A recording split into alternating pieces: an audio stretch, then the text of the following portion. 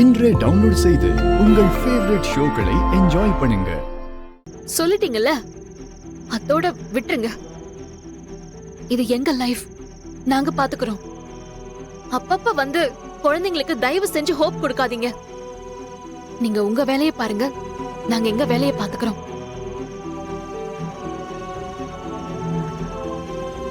போச்சுரா, இவ்வளவு நேரம் நல்லா தானே பேசிக்கிட்டு இருந்தாங்க. பொசுக்குன்னு பாரதி அன்னைக்கு கோபம் வந்துருச்சு.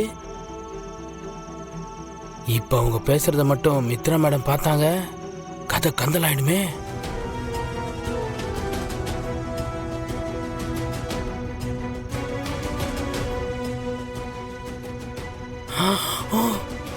ஐயோ, நினைச்ச மாதிரி இந்த பொண்ணு வந்துருச்சே.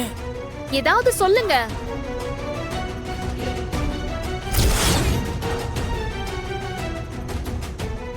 ஐயோ, மித்ரா நானும் பாரதியும் பேசுறத பார்த்துட்டு இருக்காளே. இப்ப நான் பாரதி கிட்ட பேசுறத மட்டும் அவ கேட்டா, அப்புறம் நான் சொன்ன பொய்யெல்லாம் அவளுக்கு தெரிஞ்சிடும். பாரதியவே சமாளிக்க முடியல, இதுக்கப்புறம் மித்ரா என்ன கேள்வி கேட்பான்னே தெரியல. ஹலோ பாரதி, நீங்க என்ன நினைச்சிட்டு இருக்கீங்க? அந்த குழந்தை மேல நான் உசிரியா வச்சிருக்கேன். நீங்க இன்னொரு தடவை அவங்க கூட என்ன க்ளோஸா பழக வேண்டாம்னு சொன்னீங்க, நான் சுத்தமா எல்லாத்தையும் வெறுத்துருவேன். ஆதி ஏதோ பாரதி கிட்ட இவ்ளோ டென்ஷனா பேசிட்டு இருக்காரு.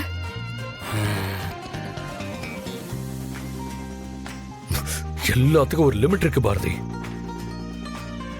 ஆனா குழந்தைங்க மேல நான் வச்சிருக்கிற லவ்வுக்கு மட்டும் லிமிட் கிடையாது. அன்னைக்கு நான் அப்படி சொன்னேன் தான். அதுக்கு என்ன பண்ணணும்? தெரியாம அங்கிள்னு கூப்பிட சொல்லி தப்பு பண்ணிட்டேன் பாரதி, தப்பு பண்ணிட்டேன். அதுக்கு பனிஷ்மெண்ட் கொடுத்தா நான் எப்படி தாங்குவேன் பாரதி? இதுக்கு மேல என்னால தாங்கிட்டு இருக்க முடியாது. அதனால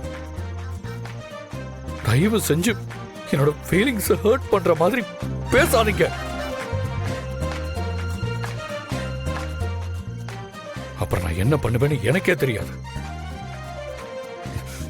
தயவு செஞ்சு என்ன மன்னிச்சிருங்க பாரதி, ப்ளீஸ் ப்ளீஸ், உங்களை கெஞ்சி கேட்டுக்கிறேன்.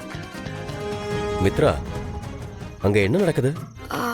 என்ன விஷயம்னு தெரியலனா, ஆனா ஆதி ரொம்ப நேரமா பாரதிய பயங்கரமா திட்டிக்கிட்டு இருக்காரு. இப்போ இப்படி நடந்துக்கிற ஆதி இதே மாதிரி ஒரு 10 நாள் கண்டினியூஸா பண்ணிட்டாருன்னா பாரதியே வெறுத்து போய் ஆதி விட்டுட்டு போயிருவா. அட லூசுங்களா, அங்க ஆதி என்ன உங்க எல்லாரையும் முட்டாளாக்கிட்டு வடிவேல் படம் ஓட்டிக்கிட்டு இருக்காரு.